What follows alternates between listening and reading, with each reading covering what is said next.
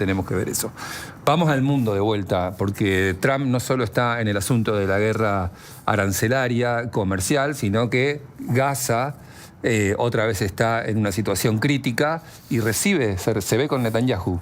Va a recibir al primer ministro israelí Benjamín Netanyahu. Hay que decir que el conflicto en Medio Oriente sigue. Recuerden ustedes que se rompió completamente el cese de las hostilidades, el cese de las operaciones militares en Gaza. Bueno, no habían terminado por completo, pero sí estaban en un periodo de pausa en este proceso de 6 semanas para la restitución de rehenes y también de los cuerpos de fallecidos o de asesinados por el grupo terrorista Hamás bajo el cautiverio. Bueno, lo cierto es que la administración de Donald Trump, a través de Steve Witkoff, que es como el gran negociador, ha intentado empujar una segunda instancia. Es muy difícil teniendo en cuenta que Hamás montó una suerte de gran teatralización perversa de las liberaciones de los rehenes y también de la restitución de los cuerpos.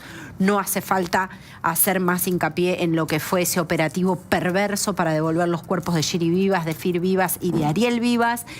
Por cierto, la semana pasada Israel informa que logró abatir al terrorista que irrumpió o que fue uno de los que lideró la irrupción en el kibutz Niroz, el kibutz en el cual fueron secuestrados los Vivas, y que probablemente sea la persona responsable de haber asesinado al núcleo familiar, a la mamá y a los 2 chiquititos, ¿no? No nos podemos imaginar una mente más perversa que esa. Bueno, lo cierto es que Trump recibe a Benjamín Netanyahu a las 2 de la tarde, hora argentina, conforme a la información que tenemos de colegas acreditados allí en la Casa Blanca, en Washington, D.C., uno de ellos, Roman Lechman, a quien le agradezco especialmente la precisión a esta hora.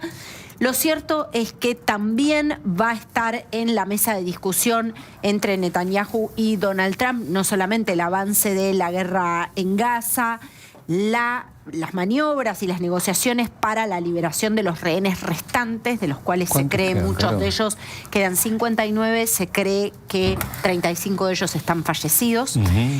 Pero bueno, lo cierto es que Israel obviamente pide por la restitución de los cuerpos y la liberación de estos rehenes. También va a ser un tema central en la agenda de Trump y Netanyahu el rol de la Corte Penal Internacional. Hay muchísimo descontento, les diría furia, en el gobierno de Netanyahu con la Corte Penal Internacional. Recordemos que emitió una orden de captura contra el propio primer ministro, acusándolo de crímenes de lesa humanidad. Hay quienes hablan de esta suerte de doble estándar de la Corte Penal Internacional para algunos estados y cierta animosidad con Israel, al menos esto es lo que perciben desde el gobierno israelí. Hay que decirlo también, ¿no? En esa misma Corte Internacional en la que lleva una investigación larguísima, por ejemplo, el régimen venezolano, y todavía no se emitieron esas órdenes de captura. Digo, independientemente de que son 2 discusiones distintas, ¿no? Hay como tiempos también distintos de acuerdo a cada caso, e Israel lee que hay cierta animosidad o sentimiento anti-Israel en todo esto y cierta animosidad, como decía recién, contra el propio gobierno. En medio de todo esto, obvio, la gran pregunta es la que ustedes ven en pantalla: ¿cómo sigue el conflicto en Gaza? ¿Cómo sigue la amenaza iraní? Recién estaba repasando que, por ejemplo, Israel llevó adelante una operación donde informan las fuerzas israelíes que han logrado abatir a un líder de Hezbollah en el Líbano, a otro líder de Hezbollah en el Líbano. Si bien el Líbano, como gran tentáculo de Irán, está prácticamente descabezado, mejor dicho, Hezbollah como gran tentáculo de Irán operando desde el Líbano está prácticamente descabezado. Sigue latente esa amenaza y sigue, por supuesto, latente la gran amenaza iraní en la región, ¿no? Claro, hubo un ataque este fin de semana, si no recuerdo, creo que al pasar hubo un ataque desde Gaza, ¿no? De Hamás hacia Israel. Lo vi en los títulos, estoy pasando información. Bueno, Israel todo el tiempo está notificando de hostilidades o de la neutralización de ataques o acciones terroristas sobre territorio israelí.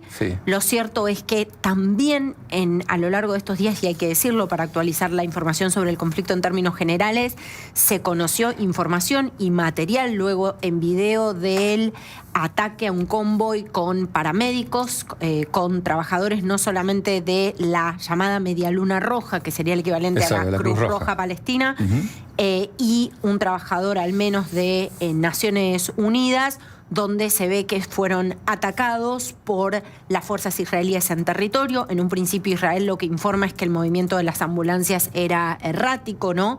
Y que había movimientos sospechosos, que no tenían las luces encendidas. Al menos ese fue el primer relato desde el territorio que recabaron desde, digamos, las fuerzas de defensa de Israel. Luego se conoció este video donde se ve las ambulancias con las luces encendidas.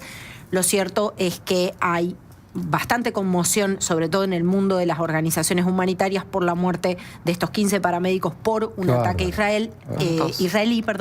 Israel ha dicho que va a llevar adelante una investigación exhaustiva para determinar qué fue exactamente lo que pasó. Ahí están viendo el video publicado por The New York Times. Este ha sido otro de los temas. Es tremendo esto. Sí, sí. Y te diría que se suma también a una denuncia que hace Médicos Sin Fronteras también por la muerte de uno de sus colaboradores en un ataque en Gaza.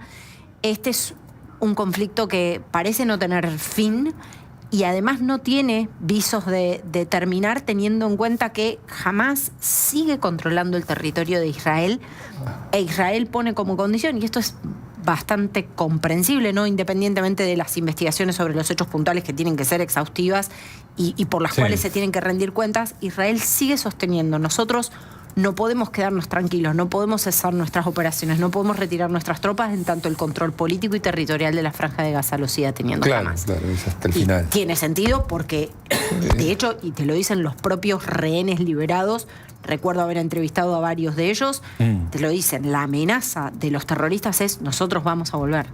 Va a volver un 7 de octubre para ustedes hasta que se vayan. Eso es la piedra fundacional de Hamás. Esa es la piedra fundacional de Hamás, la eliminación del Estado de Israel. Entonces, bueno, realmente va a ser sin dudas una reunión que deje mucho, la reunión entre Trump y Netanyahu, donde también entran los aranceles como tema, te diría, lateral, pero sí como un tema importante a tratar, porque sobre Israel pesan aranceles del 17%. Sí, es cierto. Bueno, quizás sea la primera bilateral, si se quiere, donde se defina un arancel diferente. Quizás haya algo de eso. Con la excusa de la guerra, la situación, quizá surge información en ese sentido. Bueno, muy bien. Está Lucía Crivelli con nosotros. ¿Qué haces, Lucía? Hola.